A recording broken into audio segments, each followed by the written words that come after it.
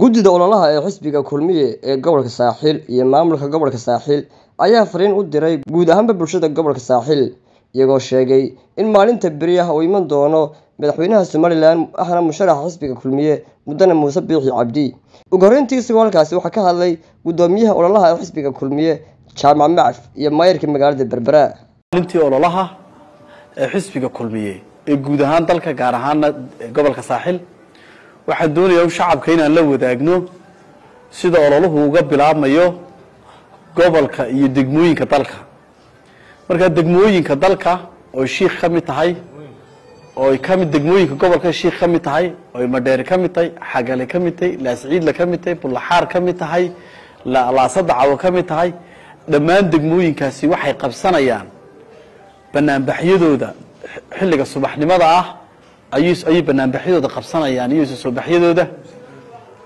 Waxaan doonayaa inaan la wadaago shacabka degmada Berbera gaar ahaan waxa ay bilaamayaan dabaaldegyadu sidii caadiga ahaa subaxnimada, laakiin kulankii khayriyada fagaaraha la isugu yimaanayay wuxuu bilaamayaa berri toole 2:00 galabnimo wixii ka dambeeya.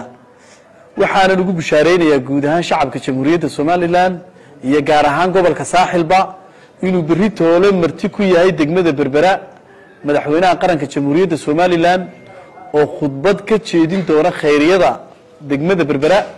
marka waxaan ugu baaqayaa taageerayaasha xisbiga guud ahaan inay isugu yimaadaan 2:00 wixii ka dambeeya khayriyada Berbera, halkaas uu ka dhici doono banaanbixii weynaa ay isugu yimaanayeen.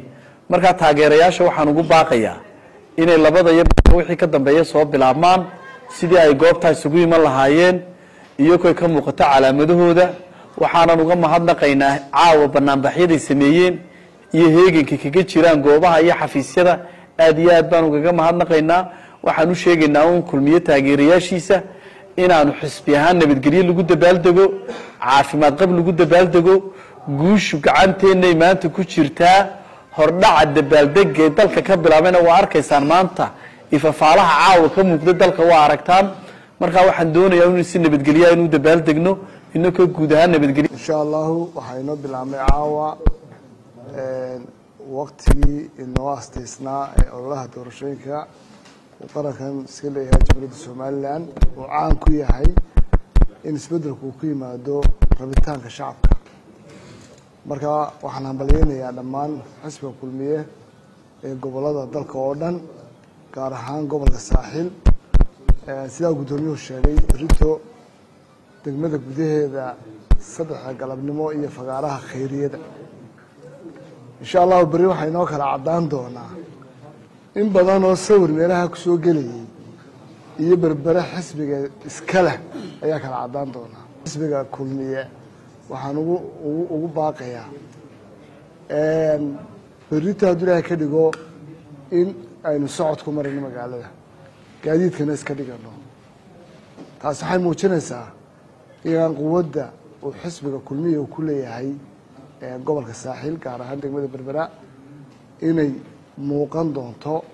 insha Allah waxay noo ballanaa fagaaraha ama khayriyada ee dhimay iyo berrito 3 galabnimo iyo inaynu ilaalino xilna iska saarno inaga bulshadeena iyo magaaladeena ilaalino nabadgelyadeeda, caafimaadkeena ilaashano, gaadiidku waxyeello ku yahay shacabka meesha maraya. marka waxaan leeyahay dhammaantiin aad iyo aad baad mahadsantihiin. waxay noo ballanaa berrito hadduu Ilaahay ka dhigo gelika hore caawa ilaa gelika hore berrito oo dhan waxaa lagu dabaaldegi doonaa magaalada xafiisyadeena iyo shaariicada lagu dabaaldegi doonaa. kulanka khudbadda madaxweynahana insha Allah waa inuu fagaaraha yeedhimay dowladtuska haddii aanu nahay xisbiga xaakimka kulmiye berrito 20 ayaa banaanbixeenii weynaa uu caawa bilaabmay uu dhici doonaa. awalan waxaan guud ahaan gobolka degmooyinka uu ka kooban yahay oo dhan aan u dirayaa baaq inay berrito si weyn isugu soo baxaan oo ay muujiyaan taageerada ay u hayaan xukuumadooda iyo xisbigooda. sidaa la xusay Berberi way ka duwanaan doontaa iyada Berbera dowladtuska iyo soobuux wuxuu dhici doonaa gelika dambe 2:00 wixii ka dambeeya ayuu noo bilaabmi doonaa. gelinka horena xafiisyadooday dadku isaga sii diyaar garoobi doonaan degmooyinka kale ee gobolku ka kooban yahayna gelinka hore ayuu ka bilaabmi doonaa isu soo baxaya dhoolatusku waxaan codsanayaa in si nabadgelyaa lagu dabaal dego